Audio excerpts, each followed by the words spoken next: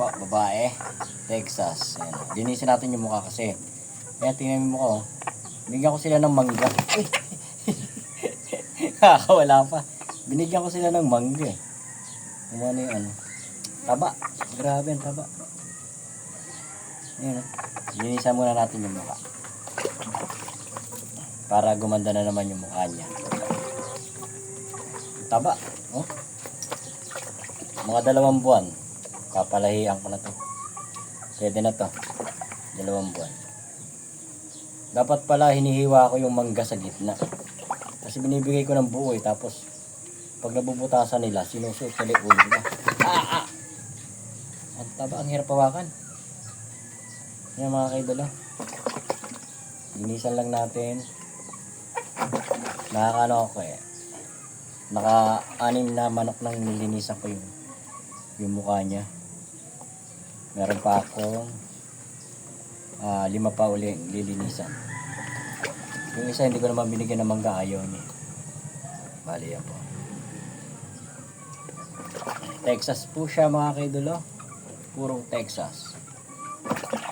Ayun yung lalaki ko, ang ganda. May isang binabae. Tapos yung itim, parang lalaki rin yung itim eh. Yung itim. Mamaya hiwain ko na lang yung mangga. Pag binigyan ko sila. Meron pa ako dyan, manggang hinog eh. Pinapakain natin sila ng mangga. Mga prutas. Papaya. No, nakaraan papaya eh. 2 malaki, ubos nila. Yung 2 malaking hinog. Oh, ganda na niya. Oh, linis na ng mukha niya. Pwede na uli siya magdumi. Ayan po, ang taba. Oh, taba. Ayan po ang aking Texas na babae. Okay, hanggang sa muli. Meron pa akong hindi, huliin ko pa yung ano, yung isa pa.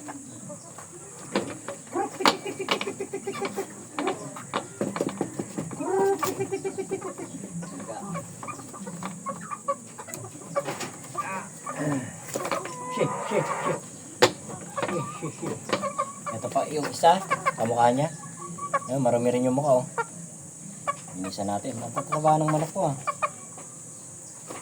Linisan na uli natin. 2 buwan na lang, pwede na siyang paitlogin. Nagano siya. Ganun-ganun na siya. Kaya pwede na yan. 2 buwan. Tayo natin 2 buwan. Humihiram tayo ng lalaki. Yung lalaki ko dun oh. Ang tapang, nalinisan ko yung ulo. Yung 2 niyang kasama, sinasabong.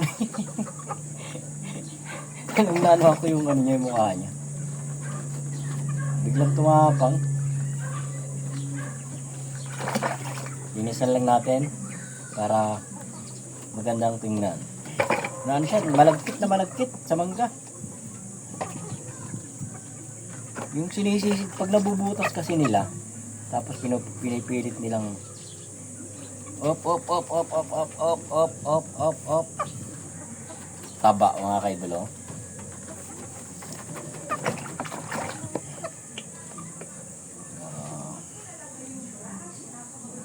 Ang lagkit na mukha niya. Grabe. Huh?